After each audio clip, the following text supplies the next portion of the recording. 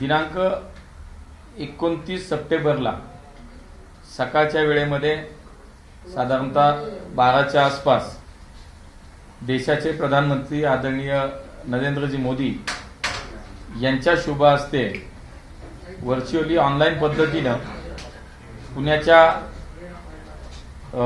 शिवाजीनगर न्यायालय ते स्वारगेट या भुयारी मेट्रो मार्गाचं उद्घाटन आणि स्वारगेट ते कात्रज या प्रस्तावित भुयारी मेट्रो मार्गाचं भूमिपूजन हे संपन्न होणार आहे। त्यासोबतच सोलापूरचं विमानतळ याचं सुद्धा ऑनलाईन पद्धतीनं उद्घाटन पुण्यातून होईल। या कार्यक्रमाला पुण्यामध्ये माननीय मुख्यमंत्री एकनाथजी शिंदे साहेब, माननीय उपमुख्यमंत्री देवेंद्रजी फडणवीस साहेब आणि माननीय उपमुख्यमंत्री अजितदादा पवार साहेब हे तिघेही ऑनलाईन पद्धतीने ते स्वतः फिजिकली पुण्यामध्ये या कार्यक्रमासाठी उपस्थित असणार आहेत। 2 दिवसापूर्वी पुण्यामध्ये माननीय मोदीजी स्वतः इथे येऊन मेट्रोचा प्रवास करून याचं उद्घाटन करणार होते, पण सातत्याने गेले 8 दिवस पुण्यामध्ये होत असलेला पाऊस आणि त्या दिवशी सुद्धा खूप पाऊस येईल अशा पद्धतीचे हवामान खात्याचे जे अंदाज होते, रेड अलर्ट होता, अशा परिस्थितीमध्ये कार्यक्रम झाला असता तर पाऊस वाहतुकीचा प्रश्न हा वाढला असता आणि पुन्हा रस्ते बंद करणं, सुरक्षेच्या कारणास्तव वाहतुकीत बदल करणं नागरिकांनाही त्रास झाला असता आणि म्हणून नागरिकांसाठी होत असलेल्या चांगल्या प्रकल्पाचं लोकार्पण होत असताना नागरिकांना त्रास होऊ नये आणि म्हणून प्रत्यक्ष न येता ऑनलाईन पद्धतीनं आता तो कार्यक्रम करावा असं प्रधानमंत्र्यांच्या कार्यालयाने आणि स्वतः प्रधानमंत्र्यांनी त्याचा विचार केला। त्यामुळे पुणेकरांच्या वतीने मी त्यांना धन्यवाद देईन की 2 दिवसानंतर लगेचच तातडीनं 29 तारखेला सकाळी या दोन्ही मार्गाचं उद्घाटन आणि भूमिपूजन ते करतायत आणि म्हणून पुणेकरांच्या वतीनं त्यांना मी धन्यवाद सुद्धा यासाठी देईन की गेल्या 10 वर्षाच्या काळामध्ये या पुण्यामध्ये पूर्व पश्चिम आणि दक्षिण उत्तर अशा पद्धतीनं जवळपास 32 किलोमीटर मेट्रोच्या मार्गाचं आता काम पूर्ण झालं आणि लाखो पुणेकर रोज आता मेट्रोचा प्रवास करतायत, त्याचा अनुभव घेतायत। पुढच्या काळामध्ये हा प्रवास अजून वाढणार आहे। पुढच्या काळामध्ये वनाज ते चांदणी चौक आणि रामवाडी ते वाघोली हा सुद्धा मार्गाला लवकरच कॅबिनेटची मान्यता मिळेल, त्यासाठी स्वतः मी प्रयत्न करतोय। त्याच्यानंतरच्या काळामध्ये पुण्याच्या सगळ्या बाजूनं या मेट्रो मार्गाचा विस्तार करण्याचा मानस किंवा प्रयत्न आमचा निश्चितपणे आहे। त्याच्या प्रकारचे अनेक डीपीआर, अनेक त्याच्याबद्दलच्या कार्यवाहीच्या सगळ्या प्रक्रिया सुरू आहेत। त्यामुळे 29 तारखेला निश्चितपणे पुणेकरांसाठी अत्यंत आनंदाचा हा दिवस असणार आहे। 29 तारखेला पुण्यामध्ये होणाऱ्या या कार्यक्रमासाठी प्रधानमंत्री हे ऑनलाईन पद्धतीनं हिरव्या झेंडा दाखवून आपल्याला नेहमीप्रमाणे त्या मेट्रोचं उद्घाटन करतील। पुण्यामध्ये माननीय मुख्यमंत्री एकनाथजी शिंदे साहेब, माननीय उपमुख्यमंत्री देवेंद्रजी फडणवीस साहेब आणि माननीय उपमुख्यमंत्री अजितदादा पवार हे स्वतः उपस्थित राहणार आहेत। साधारण किती खर्च झाला मुख्यमंत्री हो पुण्यात प्रत्यक्ष? तर त्याचाही नियोजन आता असं चाललंय की गणेश कला क्रीडा मंच मध्ये त्या कार्यक्रमाचं नियोजनाची आता चर्चा आहे, पण 100% जवळजवळ तेच निश्चित होईल। त्यामुळे मेट्रोचं उद्घाटन झालं की गणेश कला क्रीडा मंच या ठिकाणी ऑनलाईन पद्धतीनं माननीय मोदीजी पुणेकरांशी संवाद साधतील। विरोधक ज्या पद्धतीनं आज त्यांनी महाविकास आघाडीनं आंदोलन केलं त्यानंतर त्यांनी असं सांगितलं गेलं की पूर्णपणे पुणेकरांचं नुकसान झालेलं आहे, प्रशासनाचा मोठ्या प्रमाणात खर्च झालेला आहे आणि जी काल सुरू होणार होती परवा पण ती झालेली नाहीये, त्याबद्दल काय? मला असं वाटतं की कुठं राजकारण करावं कुठं न करावं हे सुद्धा समजलं पाहिजे। पुणेकरांच्या जिव्हाळ्याचा विषय आहे मेट्रो। खरं तर ज्यांची 40 वर्ष पुण्यामध्ये सत्ता होती, राज्यापासून म्हणजे गल्लीपासून दिल्लीपर्यंत हीच मंडळी सत्तेत होती, देशातल्या इतर भागात कुठे ना कुठे मेट्रो सुरू होत होती, पण यांच्या संपूर्ण काळामध्ये गेल्या 40-50 वर्षाच्या काळामध्ये पुण्यामध्ये 1 इंच सुद्धा मेट्रो कुठं झाली नाही आणि त्यांना आज काय नैतिक अधिकार अशा गोष्टीचं राजकारण करायचं? यांच्या काळात शेकडो लोकांचा बळी घेणारी अयशस्वी BRT झाली. यांच्या काळातले लोकांना अपघाताचे बळी ठरलेले पूल, हे पूल पाडावे लागले. असा विकास म्हणजे खरं तर 40 वर्ष पुण्याच्या भविष्याचा कुठलाही विचार न करता दूरदृष्टीचा अभाव असलेलं कामकाज ह्या लोकांनी केलं. पुण्याचं फार नुकसान करून टाकलं आणि आज कुठला नैतिक अधिकाऱ्यांनी उद्घाटन करायला निघाले. त्यामुळे पुणेकरांना हे सगळं समजतं. पुणेकर हे निश्चितपणे हे सगळं पाहतायत. ज्यांना स्वतः पुण्यासाठी काही करता नाही आलं ते आता मेट्रोचं उद्घाटन करायला निघालेत आणि फक्त एकच दिवसाचं अंतर आहे. जे पंतप्रधान माननीय मोदीजी स्वतः त्याचं उद्घाटन ऑनलाईन पद्धतीनं करतायत आहे. खरं तर ज्यांच्या काळामध्ये गेल्या 10 वर्षात इतक्या मोठ्या प्रमाणातलं काम पुण्यात झालं, स्वप्नातली मेट्रो प्रत्यक्षात आली. पुणेकर आमच्या आज रोज मेट्रोनं प्रवास करताय. गणपतीत आपण पाहिला उच्चांकी प्रवास पुणेकरांनी केला. 4 लाख प्रवासी तर एका दिवसात प्रवास केलेला आपण सगळ्यांनी पाहिला. मला असं वाटतं की ज्यांच्या हस्ते भूमिपूजन झालं 10 वर्षापूर्वी त्यांच्या हस्तेच आज मेट्रोच्या या सगळ्या मार्गाचं उद्घाटन होते. आणि हा एक आरोप होतो की प्रत्येक टप्प्याला मेट्रोच्या उद्घाटनाला प्रधानमंत्री का. अरे बाबांनो, मला असं वाटतं की यांचं अज्ञान जे आहे हे पुन्हा एकदा समोर येते. आज जगात कुठेही जा, टप्प्याटप्प्यानंच मेट्रोचा विकास होतो, टप्प्याटप्प्यानंच मेट्रो मार्ग होतात आणि त्याचं उद्घाटन देशाचे प्रधानमंत्री आता त्यांनी भूमिपूजन केलं. त्यांनी एवढा मोठा प्रकल्प पुण्याला दिला आपल्या पुणेकरांसाठी. पुणेकर खुश आहेत, पुणेकर आनंदी आहेत. पण यांचं पोट दुखतंय, यांना मळमळ होतीये की आता इतका मोठा प्रकल्प पुन्हा एकदा पुणेकरांच्या सेवेसाठी आला तर निवडणुकीला आमचं काय होईल.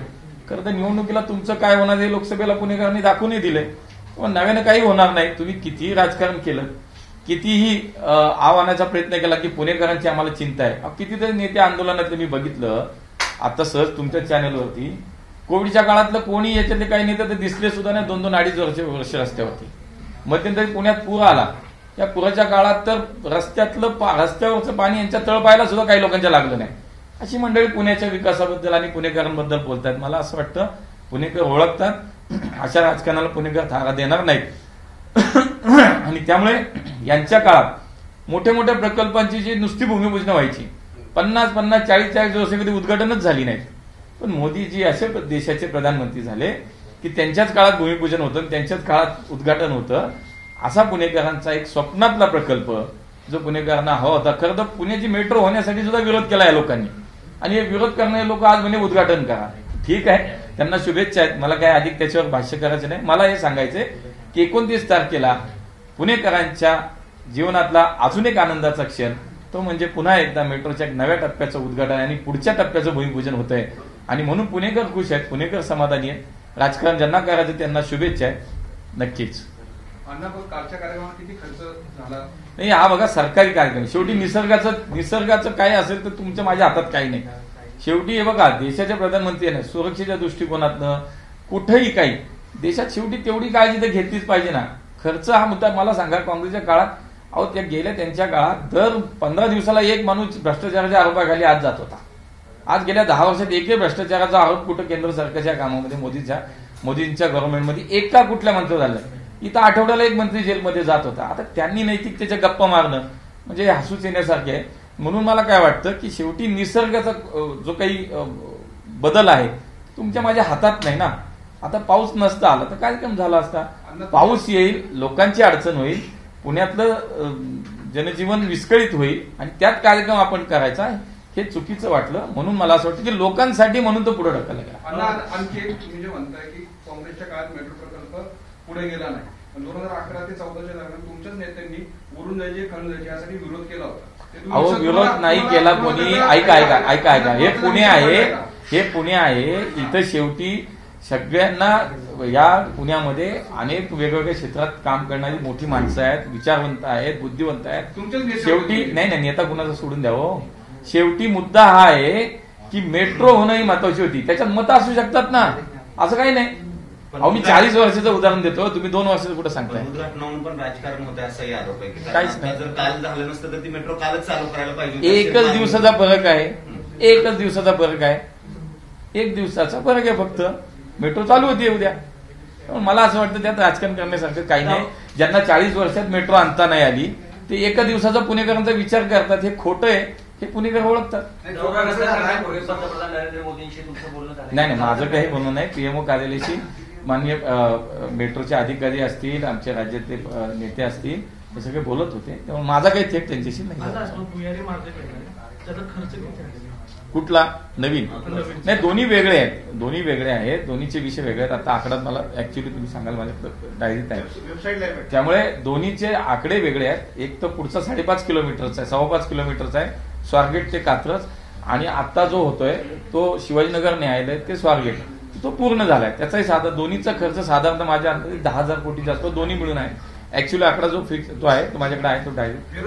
ज्या पद्धतीनं काल जो एकूण नुकसान जे झालं पूर्ण प्रशासनाचा सगळा खर्च झाला, आर्थिक नुकसान, तोच प्रश्न आला ना आतापर्यंत. झालो ना, बोललं, त्याचं उत्तर दिलं ना. अण्णा, दुसरा एक विषय की राष्ट्रपती पुण्यात आल्यानंतर ते खेदाची बाब आहे की पुण्यातल्या खड्ड्याविषयी पत्र पुणे पोलिसांना लिहितात. गेले 5-7 वर्ष तर प्रत्येक वर्षी खड्ड्याचा विषय येतो. काय वाटते खरं तर आता परत एकदा मोदी यांना काय झालं, रस्त्याची पुण्यातले खड्डे पावसाळ्यात पूर्ण, जेव्हा हा सगळा पावसाळ्याचा काळ आहे, मागच्या वेळेला सुद्धा 1-1.5 महिन्यापूर्वी मी स्वतः महापालिका प्रशासन आयुक्त सगळ्या रोड डिपार्टमेंटच्या अधिकाऱ्यांबरोबर बैठक घेऊन ताबडतोब खड्डे बुजवा म्हणून त्यांना आदेशही दिले. त्या काळात त्यांनी बऱ्यापैकी खड्डे बुजवले आणि काही खड्डे नक्की राहिले, कारण पाऊसही सातत्यानं चालू आहे. काही खड्डे बुजवले गेलेत, खड्डे नव्यानेही पडले. परंतु आत्ताही मी त्यांना स्पष्ट सूचना दिल्यात पावसाळ्यात. आता तुम्ही हाही विचार येतो, गेल्या 80 वर्षामध्ये पुण्यात सप्टेंबर महिन्यात जो पाऊस झाला, तो या महिन्यातला जो पाऊस झाला, तो गेल्या 80 वर्षात सर्वाधिक पाऊस या महिन्यातला जो या वर्षीचा पुण्यातला झाला. ठीक आहे, काम दर्जेदारच झालं पाहिजे, कामाबद्दल अजिबात कुठलं दुमत नाही, कुणाला सुट्टी नाही, सोडणार पण नाही. पण हाही एक बाजू निसर्गाचा आपण विचार केला पाहिजे. 80 वर्षात जेवढा पाऊस नाही झाला तेवढा या सप्टेंबर महिन्यामध्ये झाला. खड्डे बुजवण्याचं काम जितक्या प्राधान्याने केलं पाहिजे, जितक्या वेगाने केलं पाहिजे, ते महापालिका प्रशासनाकडून होत नाही. पण आम्ही स्पष्टपणे सांगितलंय, लवकरात लवकर पुण्यातले सगळे खड्डे बुजले पाहिजेत. पावसाचा थोडासा प्रभाव कमी झाला की 100% पुण्यातले खड्डे बुजवण्याचं काम 100% पूर्ण केलं जाईल. एक दिवस झालेल्या पावसानं पुण्याचं इन्फ्रास्ट्रक्चर किती ताकदीचं आहे ते देशभरासमोर उघडं पडलं. पुण्यातच नाही, 4 तास मी तुम्हाला सांगतो, खोळंबा झालेला होता, लोक स्ट्रँडेड होते किमान 3 तास. म्हणजे आपले भाजपचे अनेक पदाधिकारी ज्यांनी फेसबुक पोस्ट केलं, ट्विट केलं किंवा काही व्यतिरिक्त, मला असं वाटतं की हा काय भाजप आणि पक्ष म्हणून विषय नाही पाहता त्याच्याकडे. मी तुम्हाला सांगतो, पाऊस झाला, वाहतुकीचा खोळंबा झाला 100% बघा. पण हा पाऊस इतका होतोय की देशात कुठल्याही शहरात पाऊस झाला तर हे चित्र निर्माण आहे, लक्षात घ्या. आता मी म्हणालो तसं की गेल्या 80 वर्षात पाऊस नाही झाला तेवढा या महिन्यात पुण्यात पाऊस झालाय. हे रेकॉर्ड आहे, ऑन रेकॉर्ड तुम्हीच दाखवलंय सगळ्यांनी. पण एक नक्की आहे की पुण्यामधली ही परिस्थिती पावसाच्या दरम्यानची सुधारण्यासाठी 117 क्रॉनिक स्पॉट जे निवडले गेले त्याचं निविदा प्रक्रिया महापालिकेने लावलेली आहे. आणि गेले 2.5-3 वर्ष तर महापालिकेत प्रशासक आहे, प्रशासन याच्यामध्ये निश्चितपणे कमी पडतंय. मी वारंवार सांगितलं, आम्ही त्यांना आता सांगितलंय की आता हे चालणार नाही, वाहतुकीचा खोळंबा होतोय, पुण्यातल्या खड्ड्यांची संख्या वाढते. तर महानगरपालिका प्रशासन म्हणून आम्ही लोकप्रतिनिधी म्हणून आमची पण जबाबदारी आहे, 100% हे दुरुस्त झालं पाहिजे अशा पद्धतीच्या सूचनाही दिल्यात. आणि ताबडतोब थोडा पाऊस कमी झाल्यानंतर याच्या संदर्भातल्या सविस्तर पुन्हा एकदा रिव्ह्यू केला जाईल, पुन्हा एकदा बैठक करून पुढच्या काळात हे होणार नाही. 117 स्पॉट जे आहेत त्याच्यावरची निश्चितपणे कामकाज कार्यवाही पूर्ण झाली पाहिजे अशा पद्धतीच्या सूचना आहेत. स्टॉर्म वॉटरच्या ड्रेनेजची जी सिस्टीम आहे त्याच्या कॅपॅसिटीजवरून, त्याच्या नियोजनावरून तेच 117 स्पॉट निवडले, तेच 117 स्पॉट आहेत शहरातले. मागच्या वेळेला धरणातनं पाणी सोडलं होतं म्हणून नदी किनारे भागात पाणी वाढलं किंवा घुसलं. आता जे पाणी पावसाचं वाढतंय ते 117 जे काही स्पॉट निवडले, आयडेंटिफाय केले, तिथे हा प्रॉब्लेम होतोय. आणि त्यामुळे त्याच्यावरती ताबडतोब कार्यवाही करायला सांगितले, त्याच्या निविदा प्रक्रिया लावल्यात. केंद्रातनं सुद्धा आपत्ती व्यवस्थापनामधनं सुद्धा जे काही निधी यायचा आहे तो सुद्धा निधी महापालिकेला मिळणार. दुसरा एक विषय असा आहे की मंत्रालयामध्ये तुमचे नेते असतील देवेंद्र फडणवीस यांचं कार्यालय एका महिलेने फोडलंय. खरं तर सुरक्षेचा प्रश्न आहे प्रत्येक. मी आता जस्ट पाहिलंय, मलाही त्याचं नेमकं माहित नाही, एकदा ती माहिती समोर आल्यावर कळेल.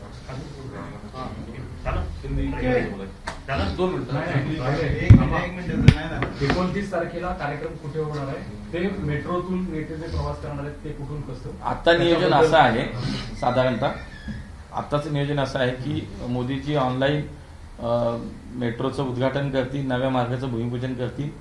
सगळेच राज्यातले मुख्यमंत्री, दोन्ही आपले उपमुख्यमंत्री, हे गणेश कलाला आणि पुणेकर यांच्याशी संवाद मोदीजींचा झाल्यानंतर उद्घाटन होईल, मोदीजींची संवाद होईल. आणि तो झाल्यानंतर राज्याचे मुख्यमंत्री आणि उपमुख्यमंत्री हे स्वारगेट मेट्रो स्थानकामध्ये येतील आणि तेथून शिवाजीनगर न्यायालयापर्यंत मेट्रोनं प्रवास. दोन्ही मुख्यमंत्री हो. मंत्रालयात- साधारणतः वेळ 12ची आहे. आता ती अजून आज निश्चित होईल. साधारणतः 12 वाजता ते 12:15 मोदीची लाईव्ह येते आणि त्यानंतर पुढचा तास दीड तास हा कार्यक्रम चालेल. त्याच्यामध्ये ते चाललंय. आज ते निश्चित होईल. त्याचंही भूमिपूजन त्याच्यामध्ये होण्याची मंत्रालयात शक्यता आहे. फडणवीसांच्या नावाची त्यांच्या केबिनच्या बाहेर पाठी आज महिन्यानं फोडली. ते आता कळलं मला, पण काय झाले नेमकं मला माहित नाही. माहिती समोर येईल.